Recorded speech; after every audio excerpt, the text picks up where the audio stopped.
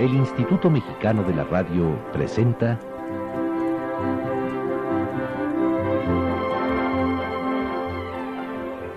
Fantasías en Carrusel.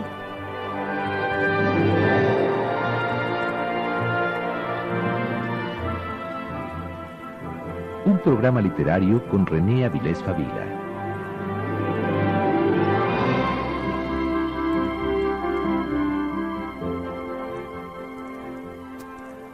Los hermanos Karamazov.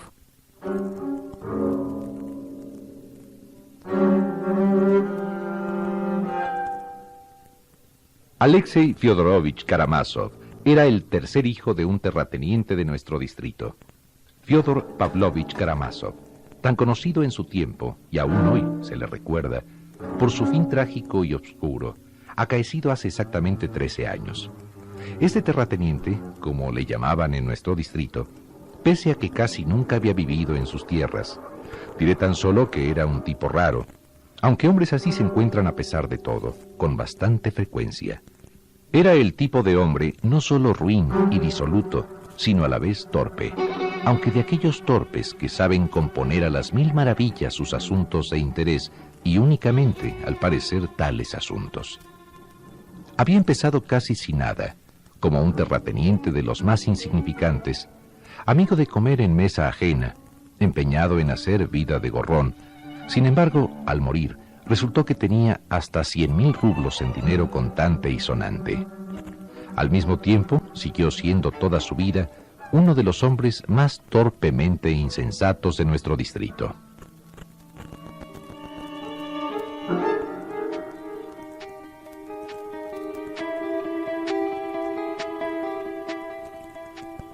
Fyodor Pavlovich Karamazov se había casado 2 veces y tenía 3 hijos.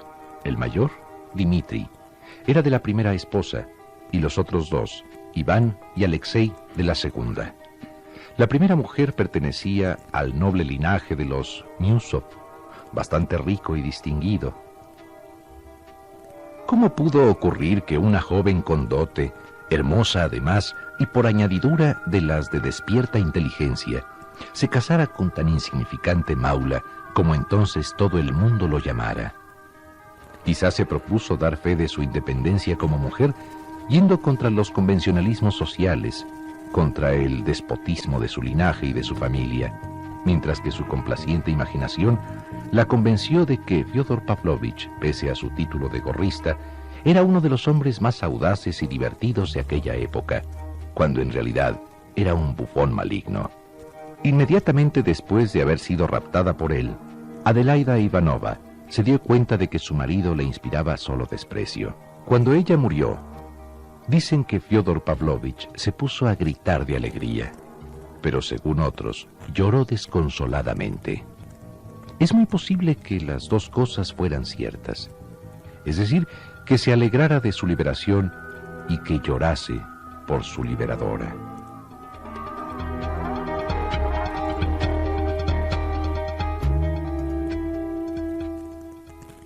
Buenas noches.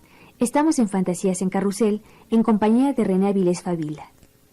Sin duda, uno de los escritores más influyentes en la literatura contemporánea es Fyodor Mikhailovich Dostoyevsky, de origen ruso, nacido en 1821 y muerto en 1881.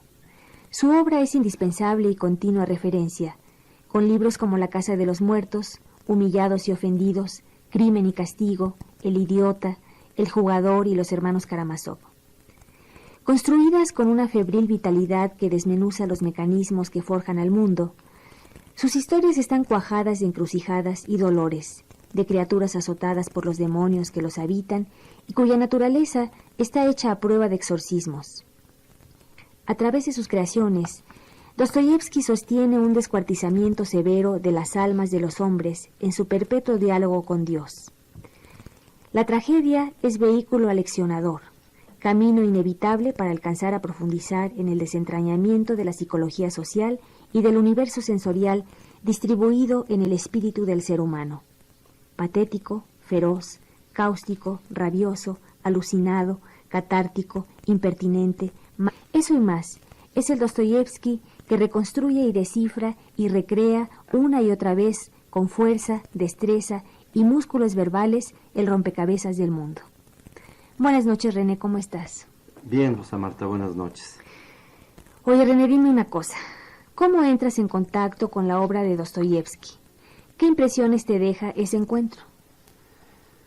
Pues es una manera muy peculiar. Entro en contacto leyendo Crimen y Castigo. Es una novela que me impresiona tanto que me hace seguir leyendo a Dostoyevsky. Recuerdo que incluso me vi obligado a escribir un pequeño cuento para desahogar la impresión que me había provocado la lectura de Crimen y Castigo. Creo que es una novela verdaderamente excepcional, es una de las cumbres de la literatura universal. Es decir, dentro de este realismo ruso al que pertenece Dostoyevsky, que viene de Gogol, que viene también de Hoffman y de Víctor Hugo, yo pienso que no solo supera a sus maestros, a sus modelos, sino que realmente produce una revolución literaria, una revolución artística.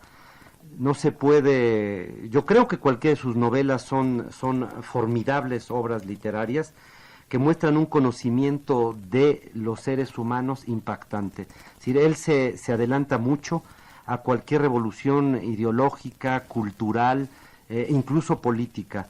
Creo que le abre el campo para que Lenin después pueda hacer una revolución, le abre porque ha cambiado la mentalidad de miles y miles de lectores. Fue un hombre que tuvo también un gran éxito. Sin embargo, sus enfermedades, su pasión por el juego, el mismo alcohol, fueron destruyéndolo, fueron minándolo. Sus problemas también de tipo personal, emotivo, amorosos. Curiosamente, este gran maestro de la literatura rusa después fue perseguido durante los años de revolución, durante los años de comunismo. Había libros de él que no se permitía reimprimir, había libros que estaban censurados, no se hablaba de él, incluso se le consideraba como un enemigo ideológico del nuevo orden. Entonces, bueno, pues esto es sorprendente que un escritor de esa talla sea considerado como un reaccionario, como un enemigo de las nuevas corrientes imperantes en el terreno político y aún literario. En Dostoyevsky hay grandes anticipaciones. Se anticipa, por ejemplo, a la idea del superhombre de Nietzsche, que después Nietzsche va a desarrollar ampliamente en Así hablaba Zaratustra y en otro libro que es menos conocido, Más allá del bien y el mal. Y se adelanta también a todas las corrientes de estudio psicológico que van a aparecer poco tiempo después de él. Realmente creo que es un conocedor de la mente humana que llega a tener una profundidad y una densidad que no tiene ningún otro escritor. A mí, francamente, me parece que es definitivamente uno de los grandes escritores.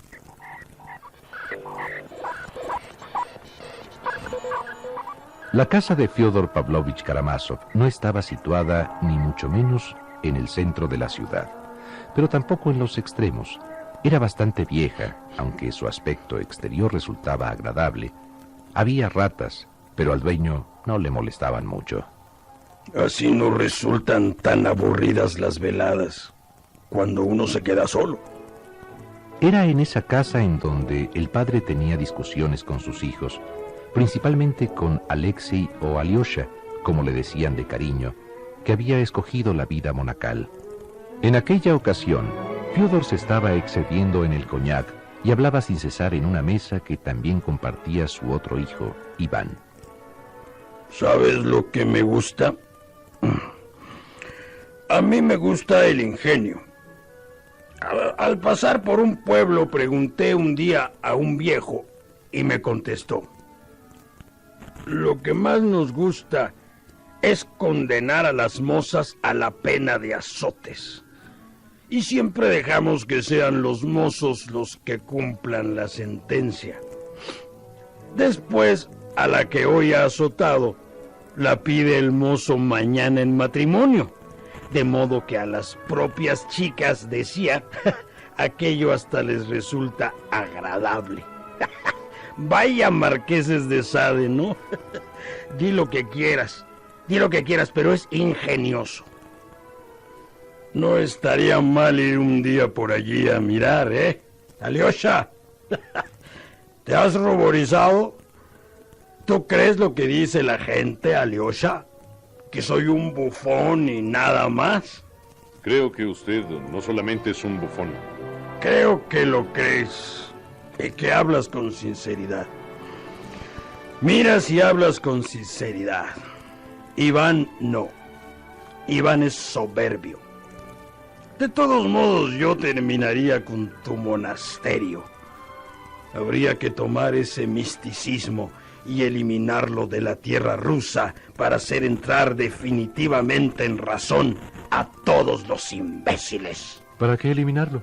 Pues para que la verdad resplandeciera cuanto antes, ¿no? Pues si ésta resplandece, a usted también lo desvalijarían y luego le eliminarían. Bah, aunque probablemente tienes razón. ¡Ah, qué burro soy! Si es así, que sigue en pie tu monasterio, Alyosha. Y nosotros, los inteligentes, viviremos a gusto y tendremos coñac. ¿Sabes, Iván, qué ha debido ser Dios mismo quien ha establecido adrede ese estado de cosas? Iván, ¿existe Dios? No, Dios no existe. Alyosha, ¿existe Dios, mortalidad? Dios y la inmortalidad existen. Dios está en la inmortalidad. Lo más probable es que tenga razón Iván, señor. Y pensar cuánto ha dado el hombre a la fe. Cuántas fuerzas de toda clase ha consagrado inútilmente este sueño durante tantos miles de años. ¿Quién se ríe del hombre de este modo? ¿Será el diablo? ¿Existe el diablo? No, tampoco existe. No, es una pena. ¡Demonio! Lo que haría yo después de esto con el que inventó a Dios por primera vez. Colgarlo de un triste álamo sería poco. No existiría la civilización si no se hubiera inventado a Dios. Y tampoco habría coñac. De todos modos, habrá que retirárselo a usted. No, espera, queridos. Espera, otro vasito. He ofendido a Alyosha. ¿No estás enfadado, Alexei? No, no estoy enfadado. Sé lo que usted piensa. Tiene usted mejor el corazón que la cabeza.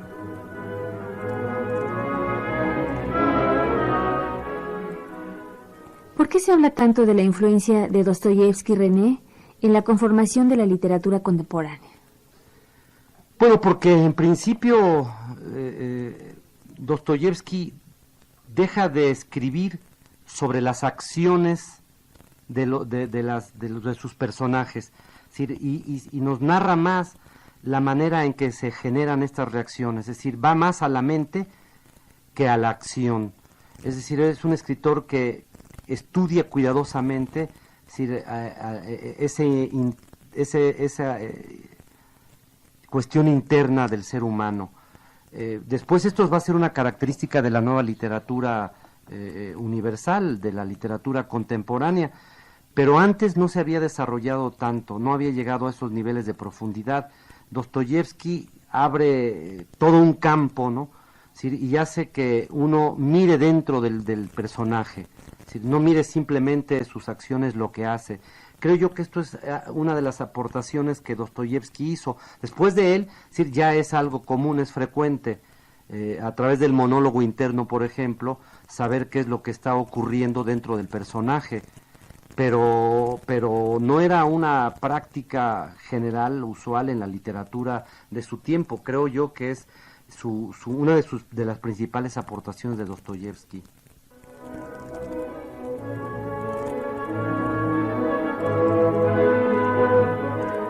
No soy médico, pero siento que ha llegado la hora en que me es decididamente necesario explicar al lector, aunque solo sea a grandes rasgos, la naturaleza de la enfermedad de Iván Fyodorovich. Él se sabía enfermo, pero le causaba repugnancia estarlo en aquel tiempo, en aquellos momentos que se iniciaban, decisivos para su vida, cuando había que hacer acto de presencia, exponer la propia opinión valiente y decididamente y justificarse ante sí mismo. Después de haberle escuchado y examinado, el doctor llegó a la conclusión de que Iván sufría hasta de cierto trastorno cerebral y no se sorprendió en lo más mínimo de cierta confesión que éste le hizo, venciendo la repugnancia que experimentaba. En su estado las alucinaciones son muy posibles, aunque haría falta comprobarlas. Pero después de la consulta, Iván no dio cumplimiento al sensato consejo y no quiso guardar cama ni cuidarse. Fue cuando empezaron las alucinaciones, y Alyosha llegó con las malas nuevas del suicidio de Smerdyakov.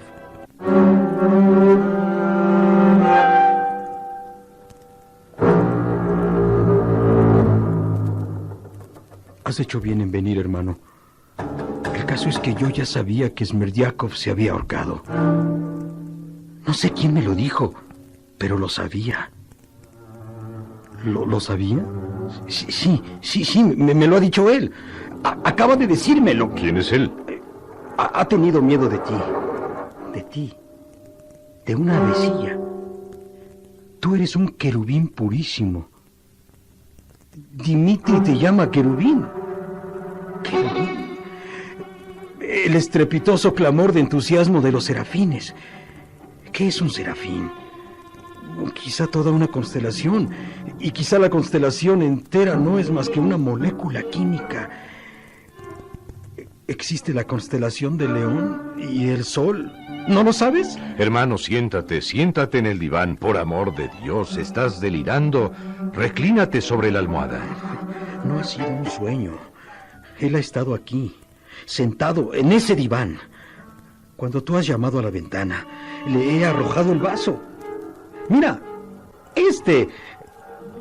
Un momento. La otra vez también dormía. Pero este sueño no es un sueño. Y la otra vez tampoco lo fue. Ahora, Alyosha, suelo tener unos sueños. Pero no son sueños. Estoy despierto. Camino, hablo y veo, pero duermo. Es estúpido, Alyosha. Terriblemente estúpido. ¿Quién es estúpido? ¿De quién me hablas, hermano? El diablo me visita. Ha estado 2 veces, hasta casi 3. Ha querido hacerme rabiar, diciéndome que me enfado porque creo que es un simple diablo y no Satanás con alas chamuscadas que se presenta entre rayos y truenos. Pero es astuto como un animal. Sabía cómo podía enfurecerme. No hacía más que machacar, diciéndome que yo creo en él, y de este modo me obligaba a escucharle. Me ha tomado el pelo como una criatura. La conciencia. ¿Qué es la conciencia? Es obra mía. Pero ¿por qué me atormento? Por la fuerza de la costumbre. Desprendámonos de esta costumbre y seremos dioses.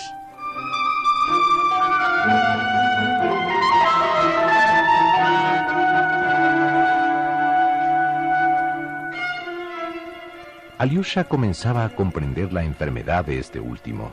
Son los tormentos de una resolución orgullosa, de una profunda conciencia. Alyosha volvió a rezar por Iván.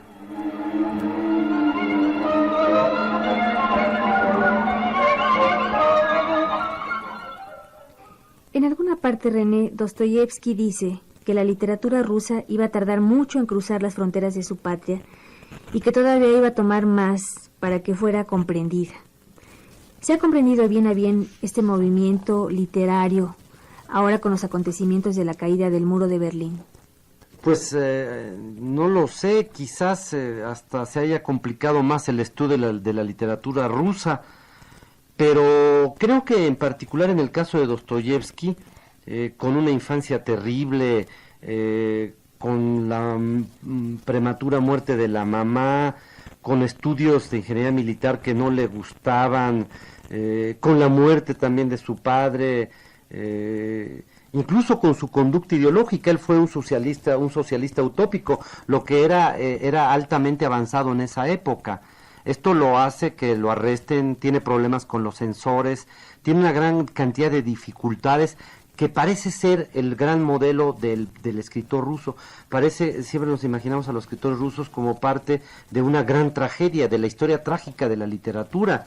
Es decir, todos han sufrido terriblemente, esa es la impresión que tenemos. La literatura rusa es un gran drama, un permanente drama. No hay humorismo, o el humorismo se da de manera muy peculiar, no lo encontramos realmente. Recuerdo que mi papá, que también era escritor, publicó un librito que se llamaba El humorismo en la literatura rusa.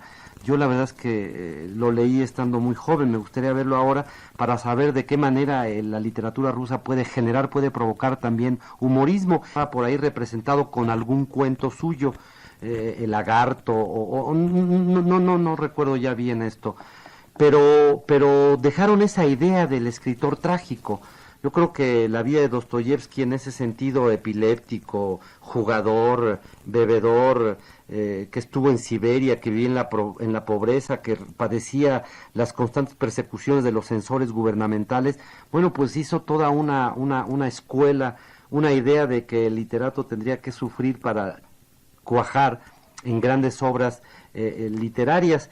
La literatura rusa por eso es mal comprendida. Yo no creo que sea un problema de si el muro si se cayó o no se cayó, podría serlo en la medida en que ha vivido muy aislado ese gran país, que los años de estalinismo fueron de una feroz dictadura, en que se mantuvo alejado a los escritores soviéticos de los occidentales para evitar contaminación. Entonces, bueno, todo esto nos permite saber que no llegamos nunca a estudiar a profundidad a los autores rusos y a los autores soviéticos. Yo creo que es ahora que podemos realmente tener una idea mucho más completa de todos estos autores y desde luego, bueno, pues no solo analizarlos con una total libertad, sino conocer sus ediciones originales, porque muchas fueron mutiladas y conocimos nosotros ya versiones que habían pasado por la censura. Entonces quizás sea un momento para que Occidente pueda compenetrarse mejor con la gran literatura rusa, con la gran literatura soviética, que a pesar de todo, mucho va a conservarse.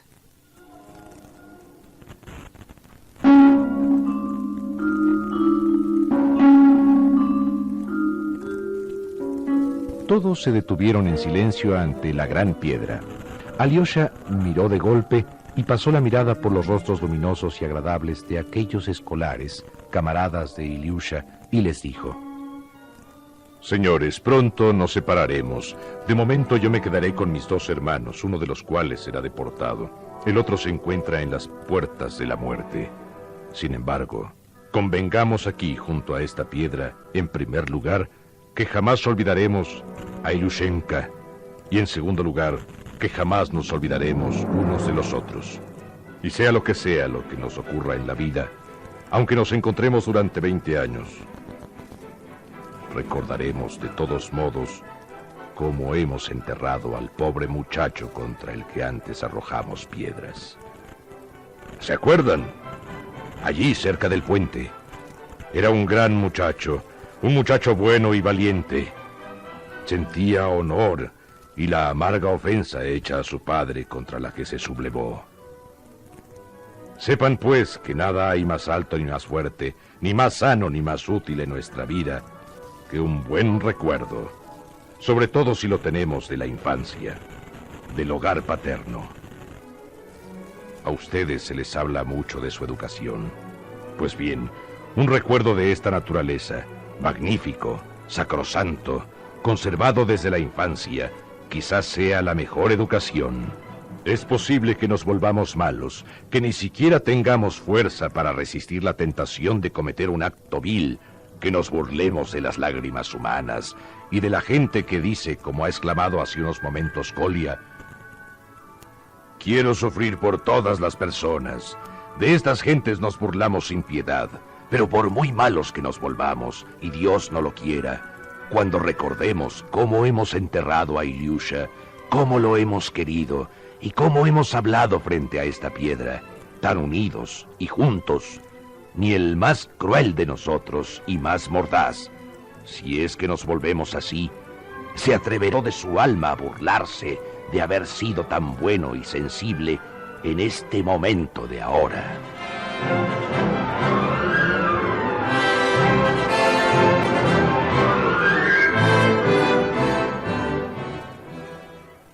¿Qué instrucciones le darías, René, si tuvieras que hacerlo?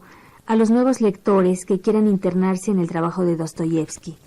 ¿Cómo los introducirías a ese universo lleno de patetismos y miserias humanas?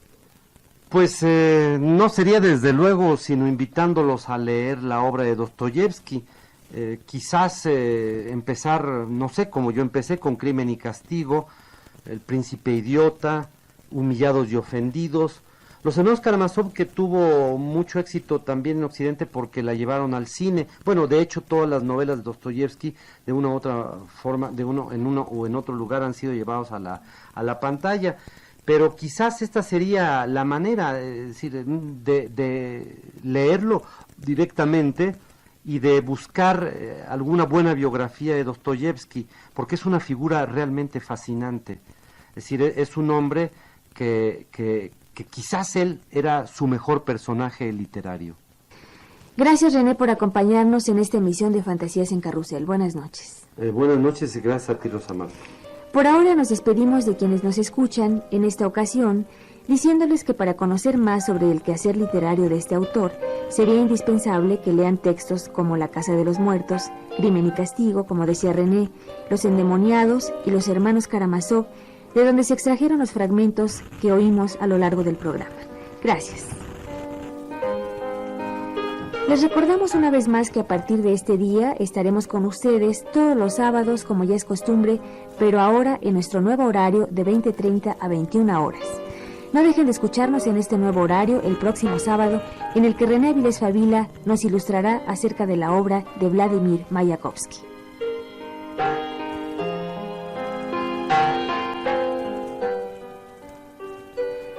En la realización de este programa colaboraron en el guión Jairo Calixto Albarrán, controles técnicos Sabino Sosa, narración Federico Engels, voz Rafael Rocha, musicalización Francisco de la Fuente, asistencia de producción Hernán Nájera, producción Gabriela Morales. En la conducción se despide su amiga de siempre, Rosa Marta Jasso, quien les desea muy buenas noches.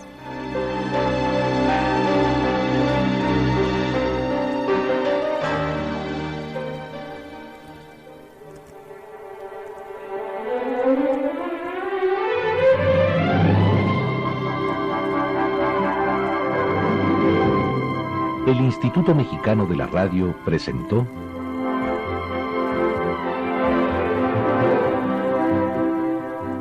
Fantasías en Carrusel.